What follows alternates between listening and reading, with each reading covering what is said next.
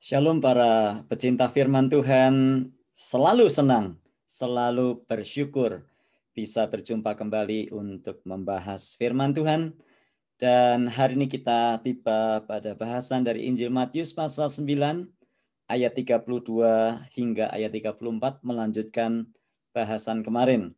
Matius 9 ayat 32 hingga ayat yang ke-34, demikianlah firman Tuhan. Sedang kedua orang buta itu keluar, dibawalah kepada Yesus seorang bisu yang kerasukan setan.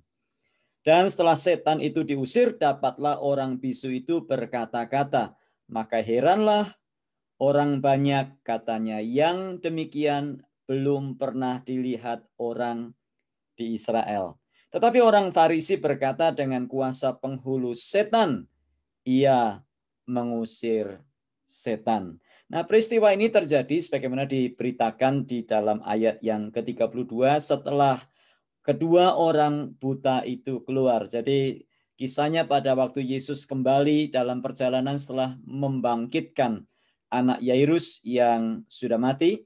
Yesus kembali dan kemudian dua orang mengikuti Yesus berteriak, "Yesus anak Daud, kasihanilah kami." Dan kemudian singkat cerita, Yesus menyembuhkan dua orang buta.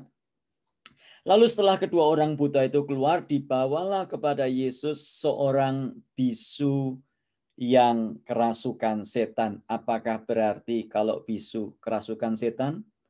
Apakah berarti kalau sakit itu kerasukan setan? Nah, kita harus berhati-hati, tidak boleh menjadikan ini sebagai satu doktrin bahwa orang yang sakit itu adalah karena setan. Nah, kita membaca di sini bahwa peristiwa ini sangat penting oleh karena di dalam pemahaman Yahudi pada waktu itu tentang kerasukan setan adalah pria ini masuk dalam kategori yang tidak bisa ditolong atau sulit tertolong. Kenapa? Karena kebanyakan rabi pada waktu itu, guru-guru agama pada waktu itu berpikir bahwa langkah penting yang pertama untuk mengusir setan adalah dengan memaksa agar setan itu menyebutkan namanya. Nah, hal ini bukan sesuatu yang asing. Kalau kita membaca di dalam kisah sebelumnya, kita membaca juga bahwa suatu kali Yesus mengusir setan atau mengusir roh jahat. Kalau kita membaca dari orang-orang yang kerasukan setan di tanah Gadara pada waktu itu, lalu Yesus bertanya, "Siapa namamu?" Lalu kemudian roh jahat itu menyebut namanya sebagai Legion, yang artinya banyak. Dan setelah itu roh jahat ini diusir keluar dan masuk ke sejumlah besar babi. Akan tetapi kita harus kembali kepada teks kita hari ini bahwa setan sangat licik. Di mana liciknya? Setelah membuat seorang pria ini bisu, jadi dengan kondisi yang bisu, seolah-olah dia tidak bisa menyebutkan namanya. Sehingga dengan tidak menyebutkan namanya, maka orang-orang akan kesulitan pada waktu mereka mencoba untuk mengusir setan. Nah, kita perlu belajar dari bagian ini bahwa tidak selalu, ya seringkali saya mengamati, lihat di YouTube ya atau kadang-kadang di gereja, orang mengusir, ya hamba-hamba Tuhan mengusir setan, lalu ada sesi wawancara dengan setan. "Siapa namamu? Tinggalnya di mana? Ya, kesini naik apa tadi? Ya, sudah berapa lama?" Sebetulnya itu bukan menjadi satu metode. Kita tidak boleh memetodekan apa yang memang bukan metode. Hanya karena Yesus berkata, "Siapa namamu?" Kemudian roh jahat itu menjawab, "Legion."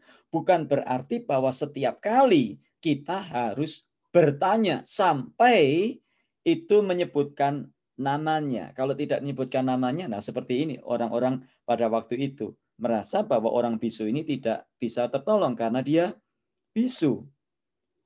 Namun kalau kita melihat di sini, bagi Yesus tidak masalah, terserah kamu mau nyebutkan nama, tidak nyebutkan nama, it doesn't matter. Bahasa Inggrisnya begitu. Jadi kemudian setan itu diusir dari orang bisu itu sehingga orang bisu itu bisa berbicara. Jadi sekali lagi, Kalau kita melihat dan kita melayani, misalnya ada orang kerasukan setan, jangan pernah didikte oleh setan itu atau roh jahat itu. Jadi bisa ditanya namanya, tidak nyebutkan namanya, tidak masalah. Nah, bagian ini menjadi pelajaran bagi kita bahwa kita tidak boleh membangun doktrin atau pengajaran berdasarkan satu ayat. Nah, selanjutnya di ayat yang ke-33 dan 34, dan setelah setan itu diusir, dapatlah orang bisu itu berkata-kata. Maka heranlah orang banyak katanya. Yang demikian belum pernah dilihat orang di Israel. Jadi kesembuhan orang yang bisu yang dilakukan oleh Yesus dengan cara mengusir setan itu belum pernah. Jadi ini adalah satu hal yang sangat-sangat mencengangkan mereka. Tetapi selalu saja ayat 34 orang Farisi berkata dengan kuasa penghulu setan ia mengusir setan atau dengan kuasa Beelzebul. Istilah lainnya. Jadi orang Farisi ini menghujat Yesus dengan berkata bahwa penyembuhan yang dilakukan Yesus adalah menggunakan kuasa setan. Nah, apakah berarti kalau kita menguji seseorang, misalnya kita melihat ada praktek-praktek di dalam gereja yang keliru, apakah berarti kita juga menghujat Tuhan pada waktu itu? Nah, kita harus berhati-hati. Sebab kita selalu berjumpa dengan orang yang anti kritik, yang kalau kita memberikan satu pandangan dan kita meluruskan hal-hal yang tidak benar, selalu dikatakan jangan menghakimi. Nah, ayat-ayat ini, ayat yang 34 ini, tetapi orang Farisi berkata dengan kuasa penghulu setan, ia mengusir setan, ini jarang dibahas. Kenapa? Karena bagi kita ini paling nyinyiran orang Farisi saja. Tetapi kalau kita mengamati, sebetulnya ayat ini adalah latar belakangnya. Nah, mari kita pelajari. Setan bisa melakukan banyak hal yang kadang kita tidak waspada dan kita menganggap itu dari Tuhan. Sekali lagi, jangan sedikit-sedikit berkata jangan menghakimi. Justru Alkitab menyuruh kita untuk menguji. Nah, dalam hal ini memang orang Farisi melakukan kesalahan karena jelas-jelas Yesus yang melakukannya. Kok dia berkata Yesus melakukan itu dengan kuasa Beelzebul, dengan kuasa penghulu setan.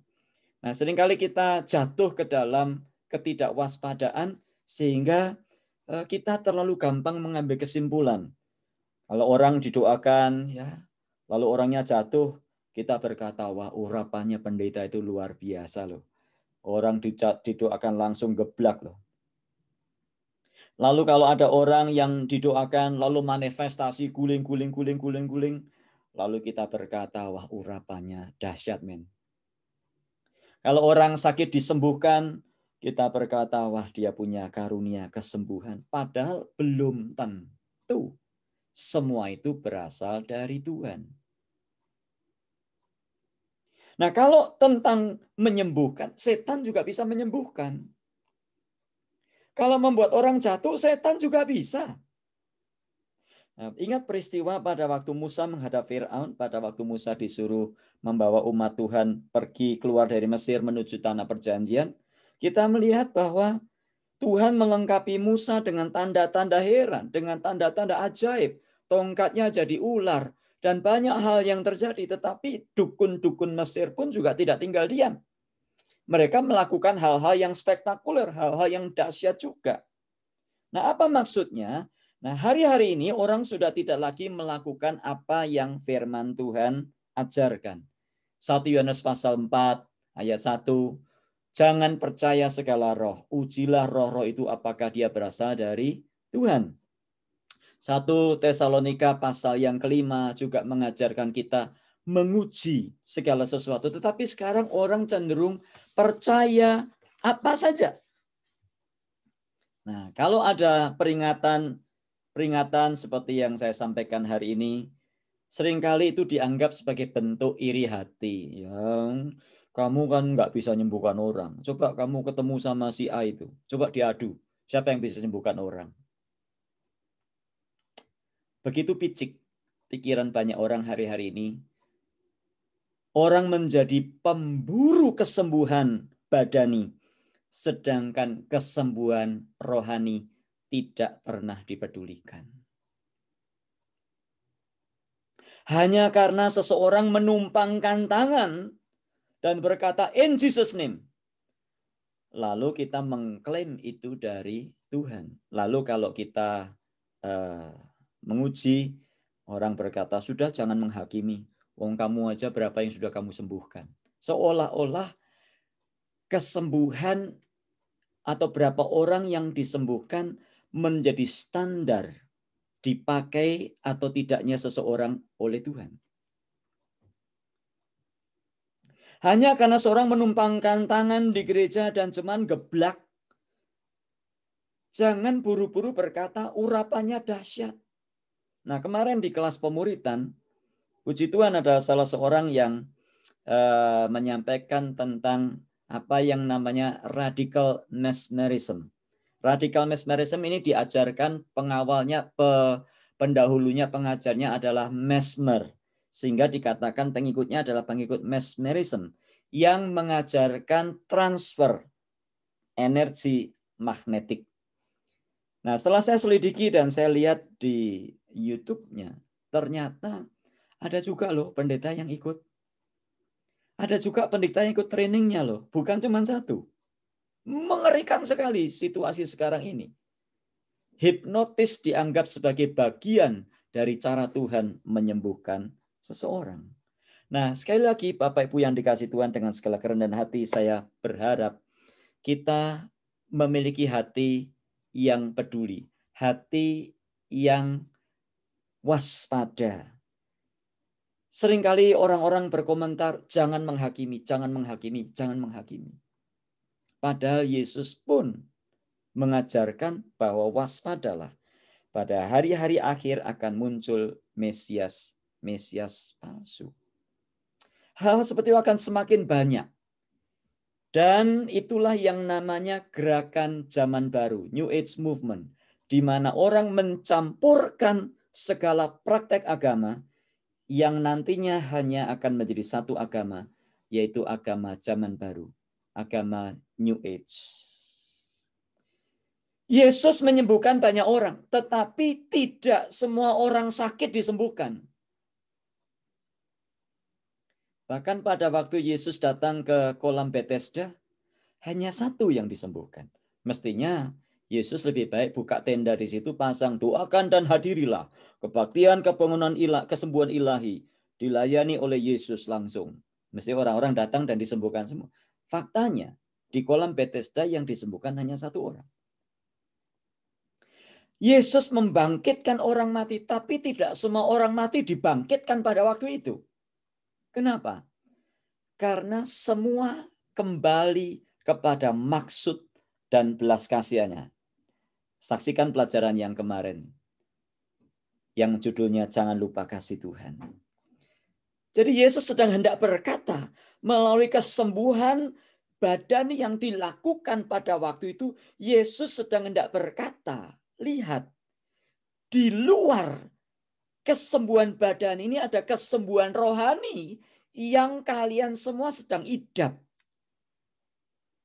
Dosa yang mencengkeram umat manusia, yang olehnya manusia tidak mau percaya Yesus, yang olehnya manusia sedang antre menuju kepada kebinasaan, itulah yang harus disembuhkan yang paling utama.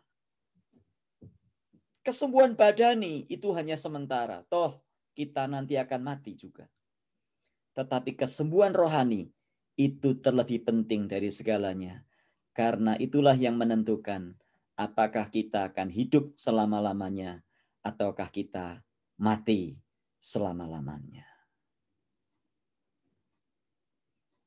Kebangkitan orang mati, penting. Tetapi yang sedang Yesus ajarkan di sini adalah kebangkitan yang kekal. Yang olehnya Yesus berkata, akulah jalan dan kebenaran dan hidup. Tidak ada seorang pun yang sampai kepada Bapa kalau tidak melalui aku. Yesus berkata, akulah kebangkitan dan hidup. Barang siapa percaya kepadaku, ia akan tetap hidup walaupun ia sudah mati. Inilah sasaran yang sesungguhnya. Jadi sekali lagi, saudaraku yang dikasihi Tuhan dimanapun Anda berada, jangan tertipu. Jangan terlalu mudah terkecoh oleh segala tipu daya setan yang masuk dalam rupa-rupa jenis. Setan yang menyamar sebagai malaikat terang. Yang karenanya kadang-kadang kita lengah dan tidak waspada. Mari kembali kepada Alkitab. Karena pengajaran-pengajaran seperti itu akan terus semakin bertambah banyak. Semakin hari semakin bertambah banyak menjelang kedatangan Tuhan Yesus. Kesembuhan badani penting. Dan saya akan terus berdoa untuk Anda yang sedang sakit. Tetapi yang lebih penting, sudahkah rohanimu disembuhkan oleh Tuhan? Sudahkah dosa-dosa dan pelanggaranmu mendapatkan pengampunan oleh karena penebusan Kristus Yesus? Sudahkah engkau diselamatkan? Sudah engkau dibebaskan dari segala sakit-sakit rohanimu? Mari kita berdoa. Tuhan, terima kasih untuk hari ini.